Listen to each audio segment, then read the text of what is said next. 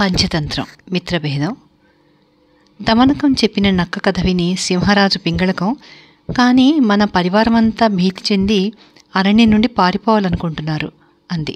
స్వామి, అది వారి తప్పు కాదు, రాజును బట్టే ప్రజలు. మీరు ధైర్యం వహించి ఇక్కడే ఉన్నట్టయితే నేను వెళ్ళి ఆ భయంకరమైన రంకె వేసిన ప్రాణి యొక్క తత్వం తెలుసుకొని వస్తాను. ఆ తర్వాత తమ చిత్తం అన్నది దమనకం. వెళ్ళి కనుక్కురా.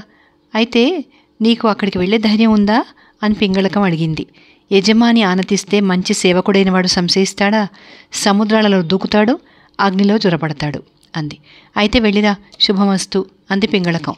దమనకం సింహానికి నమస్కరించి రంకె వినిపించిన యమునా నది దిక్కుకేసి బయలుదేరింది. పింగళకం ఇలా ఆలోచించింది. నేను నా భయాన్ని వీడికి తెలియనీయడం పొరపాటైందా? వీడు వెళ్ళి ఆ భయంకర మృగాన్ని తెచ్చి మోసంతో నన్ను చంపించడు కదా. ఆశ్రయం లభించని సేవకులు ఎంత పనైనా చేస్తారు, నేను మరెక్కడైనా వేచి ఉంటాను. ఇలా అనుకుని పింగళకం ఆత్మరక్షణకు అనువైన చోటికి వెళ్ళి, నమ్మిన బలవంతుడు బలహీనుడికి కూడా ఓడుతాడు, జాగ్రత్త గల బలహీనుడు బలవంతుడికి కూడా లొంగడు అనుకున్నాడు. ఈ లోపల దమనకం వెళ్ళి రంకెలు పెడుతున్న సంజీవకాన్ని చూసి అది మామూలు ఎద్దే అని తెలుసుకుని ఆశ్చర్యపోయింది. పింగళకానికి గల భయాందోళనలు ఆధారం చేసుకుని దాన్ని తన అధీనంలో ఉంచుకోవడం తేలిక అని అనుకుంది. మృత్యుడు తమ యజమానికి క్లిష్ట సమస్యలు కలగాలని కోరుకుంటారు, ఎందుకంటే వాటిని పరిష్కరించే మిష మీద తాము లాభం పొందవచ్చు. ఏ సమస్యలు లేని రాజులకు మంత్రాలోచన చేసేవారితో ఏం పని? ఆరోగ్యవంతుడికి వైద్యులు ఔషధాలు ఎందుకు? దమనకం పింగళకం వద్దకు తిరిగి వెళ్ళింది. ఏరా అబ్బి, ఆ భయంకర మృగాన్ని చూశావా అని పింగళకం అడిగింది. తమ దయవల్ల చూశాను. చూసి ఆ మృగంతో తమ బలపరాక్రమాలను గురించి చెప్పాను. తమకు జోహార్లు అర్పించమన్నాను. నేను వెళ్ళి అతన్ని తమ సన్నిధికి తెచ్చి తమకు పాదాక్రాంతుణ్ణి చేస్తాను అన్నది దమనకం. పింగళకం ఆ మాట విని అమితానందం చెంది, వెళ్ళు, వెంటనే అతగాడిని తీసుకురా అంది. దమనకం సంజీవకం వద్దకు వెళ్ళి, ఇలా రా తెంపరి ఎద్దు, ఇంత అమర్యాదగా మాకు చిరాకు కలిగిస్తూ ఈ నది ఒడ్డున ఎందుకు రంకెలు వేస్తున్నావో మా రాజు పింగళకం గారు తెలుసుకోగోరుతున్నారు అంది. బాబాబు, ఎవరు నువ్వు చెప్పే ఈ పింగళకం అంది సంజీవకం. ఏమిటి, మా రాజు పింగళకాన్ని ఎరగవుగా? చెప్తే గడగడలాడిపోతావు. ఆయన ఒక గొప్ప సింహం, వనరాజు, అన్ని జంతువులు ఆయన పరివారం. ఆయన పెద్ద మర్రి చెట్టు కింద కొలువు తీరి ఉంటాడు. ఈ అరణ్యంలో ఉండే సమస్త ప్రాణులకు ఆయనే యజమాని అంది దమనకం. ఆ మాటలు విని సంజీవకం భయపడి దమనకంతో, బాబాబు, నువ్వు మంచివాడిలాగున్నావు, నన్ను వారి దగ్గరికి తీసుకుపోవాలని కనుక ఉంటే ముందుగా వారి నుంచి నాకు అభయం ఇప్పించు అంది. నీ కోరిక సబబుగానే ఉంది, రాజుల చిత్తం అగాధం, నువ్విక్కడే ఉండు అని దమనకం పింగళకం వద్దకు పోయి, మహారాజా, ఆ జంతువు సామాన్యుడు కాడు, సాక్షాత్తు శివుడి వాహనంట, శివాజ్ఞతో ఈ వనంలో మేతమేస్తున్నట్టు చెప్పాడు అన్నది. పింగళకం ఆ మాట విని దడుచుకుని, నాకు ముందే తెలుసురా అబ్బి, ఈశ్వరుడి అనుమతి లేకుండా ఈ వనంలో స్వేచ్ఛగా తిరుగుతూ భయంకరంగా ఎవరూ రంకెలు పెట్టజాలరు. ఇంతకీ నువ్వు అతనితో ఏమన్నావు అన్నది. మా రాజు సాక్షాత్తు పార్వతీదేవి వాహనం, పార్వతీదేవే మా రాజుకు ఈ వనాన్ని ఇచ్చింది. నువ్వు ఇక్కడికి అభ్యాగతిగా వచ్చిన వాడివి, అందుచేత నువ్వు మా రాజును కలుసుకుని వారితో సంధి చేసుకుని సఖ్యంగా తిను, తాగు, తిరుగు, ఆడు, వారి అనుమతితో జీవించు అన్నాను. అందుకు అతను ఒప్పుకుని తమ వద్ద నుండి అభయం తెమ్మన్నాడు. ఇస్తారో ఇయ్యరో అది తమ ఇష్టం అన్నది దమనకం. ఈ మాటకు పింగళికం మహా సంతోషపడిపోయి, భేష్రా అబ్బి భేష్, అతనికి అభయం ఇచ్చాను, వెళ్ళి పిలుచుకురా అంది.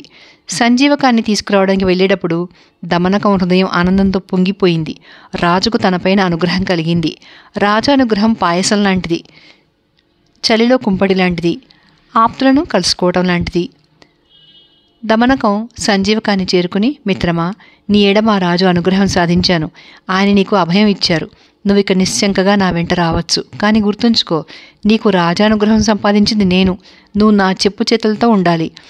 రాజుకు ఆత్మీయుణ్ణి విర్రవీగక పరిపాలన అంతా నా చేతి మీదుగా జరగని. అలా చేస్తే ఇద్దరికీ సుఖం ఉంటుంది.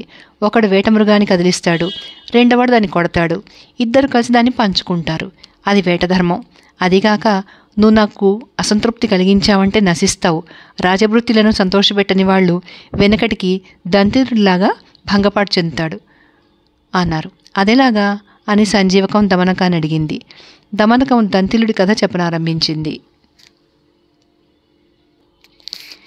సంజీవకానికి దమనకం దంతిలుడి కథ ఇలా చెప్పింది. వర్ధమాన నగరంలో దంతిలుడు అనే గొప్ప వర్తకుడు ఉండేవాడు.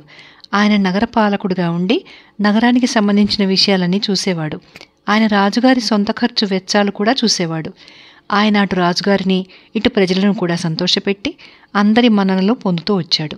రాజుకు హితుడైన వాణ్ణి ప్రజలు ద్వేషిస్తారని, ప్రజలకు హితుడైన వాణ్ణి రాజు ద్వేషిస్తాడని, రాజక్షేమానికి ప్రజాక్షేమానికి వైరుధ్యం ఉండడం చేత ఉభయులను తృప్తిపరచడం చాలా అరుదని చెప్తారు. కానీ దంతిలుడు అలాంటి అరుదైన మనిషి. ఒకప్పుడు దంతిలుడు తన కుమార్తె వివాహం జరిపాడు. దానికి ఆయన పౌరులను, రాజ ఉద్యోగులను ఆహ్వానించి విందు భోజనాలు పెట్టి విలువైన బట్టలు పెట్టి పంపేశాడు. వివాహం పూర్తయ్యాక ఆయన వధూవరులను ఆశీర్వదించడానికి రాజును ఆయన భార్యలను ఆహ్వానించాడు. వారు ఆహ్వానం అందుకున్నారు. ముందుగా దివాణం నుంచి అనేక మంది ఉద్యోగులు, నౌకర్లు దంతిలుడి ఇంటికి వచ్చారు. వారిలో రాజుగారి ఇంట కసు ఊడ్చేవాడు గోరభుడు అనేవాడు కూడా ఉన్నాడు. గోరభుడు మానమర్యాదలు పాటించక రాజపురోహితుడి కొరకు ఏర్పాటు చేసిన ఆసనంలో వెళ్ళి కూర్చుని లేవడానికి నిరాకరించాడు. అందుచేత దంతిలుడు వాణ్ణి బయటకు గెంటించాడు. తర్వాత రాజు తన రాణులతో వచ్చి దంతిలుడు చేసిన సత్కారాలు పొందాడు. తనకు జరిగిన అవమానానికి ఉడికిపోతూ గోరభుడు ఆ రాత్రి నిద్రపోలేదు. వాడు ఇలా ఆలోచించాడు, ఈ అవమానానికి ప్రతిక్రియ ఏమిటి? దంతిలుడిపై రాజుకు ఆగ్రహం తెప్పించి అవమానం పాలు చేయగలనా, లేక నేను ఏమీ చేయలేక అవమానంతో కృషించిపోవలసిందేనా? పగ తీర్చుకోలేకుండా ఆగ్రహం చెందేవాడు సిగ్గుమాలినవాడు. పెనం మీద వేసిన ఆవగింజ ఎంత ఎగిరిపడినా పెనాన్ని విరగ్గొట్టలేదు. నేను కసువు ఊడ్చేవాణ్ణి, ఆయన కోటీశ్వరుడు, నగరపాలకుడు. అయినా నన్ను అవమానించి ఆయన తప్పించుకుపోలేడు అని నిరూపిస్తాను. రాజుగారు పక్క వదలక ముందే రాజుగారి సేనాగారం చిమ్మటం గోరభుడి పని. ఇది జరిగిన మర్నాటి ఉదయం రాజుగారు నిద్రలేచి ఇంకా పక్క మీదనే ఉండగా గోరభుడు గది చిమ్ముతూ, దంతిలుడు పెద్దరాణి గారిని ఆలింగనం చేసుకోవడం ఎంత సాహసం అని గొణుక్కున్నాడు. ఈ మాటలు విని రాజు చివాలన లేచి, ఒరే, ఇప్పుడు నువ్వు గొణిగింది నిజమా? దంతిలుడు పెద్దరాణి గారిని ఆలింగనం చేసుకున్నాడా అని అడిగాడు. దొర, రాత్రి పొద్దుపోయి పాచికలాడుతూ మేలుకుని ఉండడం చేత నిద్రమత్తుతో జోగుతూ ఏమన్నానో నాకే తెలీదు అన్నాడు గోరభుడు. రాజు తనలో, రాణులుండే గదులలోకి వెళ్లే పరపురుషులు దంతిలుడు, ఈ గోరభుడు మాత్రమే. అందుచేత దంతిలుడు పెద్దరాణిని ఆలింగనం చేసుకోవడం ఈ గోరభుడి కంటపడి ఉండొచ్చు. నిన్న సాయంకాలం దంతిలుడు పెద్దరాణి పట్ల మిగిలిన రాణుల పట్ల కన్నా హెచ్చు శ్రద్ధ చూపటం, ఆవిడ అతనితో కొంచెం హెచ్చు చనువుగా ఉండడం గమనించి అదంతా లాంఛనం అనుకున్నాను. కానీ వీడు అనే మాటల్ని బట్టి అందులో విశేషార్థం కనిపిస్తోంది. తాగుబోతుల నోట, నిద్రపోయేవారి నోట రహస్యాలు బయటపడతాయి. అనేక మంది భార్యలు ఉండడం చేత నేను పెద్దరాణి పట్ల నిర్లక్ష్యంగా ఉంటున్నమాట నిజమే. అందుచేత ఆమె దంతులుడి ప్రేమ కోసం ఆశపడి ఉండొచ్చు. నాకెంత కష్టం వచ్చింది అనుకుని దంతులుణ్ణి రాజభవనంలో అడుగు పెట్టనివ్వద్దు అని ద్వారపాలకులకు ఉత్తరవిచ్చాడు. ఆ ఉదయం దంతిలుడు ఎప్పటిలాగే రాజభవనానికి వచ్చి ద్వారపాలకులు తనని లోపలికి పోనివ్వకపోవడం చూసి ఆశ్చర్యపడి, నన్ను లోపలికి పోవద్దనడానికి మీకెన్ని గుండెలు అన్నాడు. అయ్యా, మా పైన కోప్పడకండి, అది రాజుగారి ఉత్తర్వు అన్నారు వాళ్ళు. రాజుగారి ఉత్తర్వా? ఆయన అలాంటి ఉత్తర్వు ఒక్కనాడికి ఇవ్వడు అన్నాడు దంతిలుడు. సరేలేండి, రాజుగారికి మీ మీద ఎందుకో చాలా కోపం వచ్చి ఉండాలి. ఆయన ఉత్తర్వు ఇచ్చారు, దాన్ని పాలించడం మా విధాయకం అన్నారు ద్వారపాలకులు. రాజుగారికి తనపై కలిగిన అకారణ క్రోధానికి దంతిలుడు నిర్ఘాంతపోయి తనలో తాను ఇలా అనుకున్నాడు. డబ్బు రావడంతో గర్వించనివాడు, భోగలాలస్త వల్ల ఏదో ఒక చిక్కు రానివాడు, రాజుగారి ప్రేమకు నిజంగా పాత్రుడైనవాడు, చావును తప్పించుకున్నవాడు, గౌరవం పొందిన యాచకుడు ఉండడు అని పెద్దలు చెప్తారు.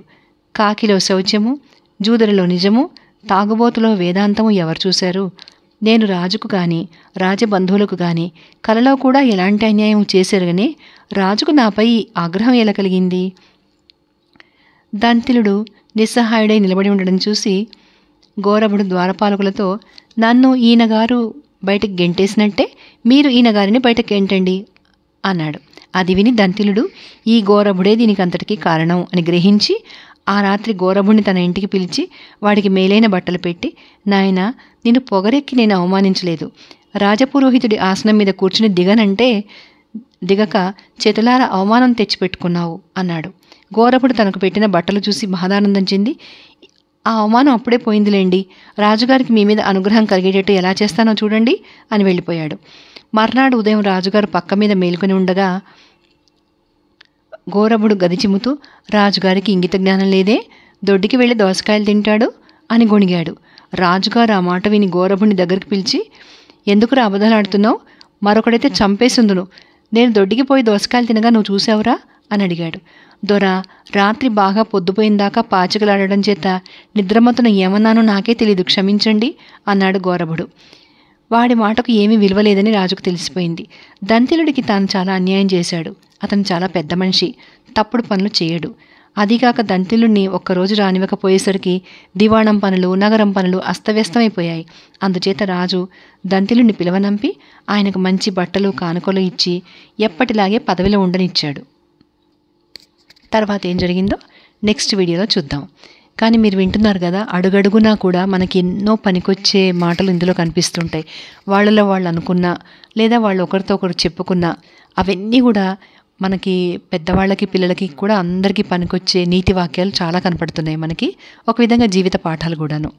ఇది అందరూ ఆస్వాదిస్తారని అనుకుంటున్నాను. Thank you.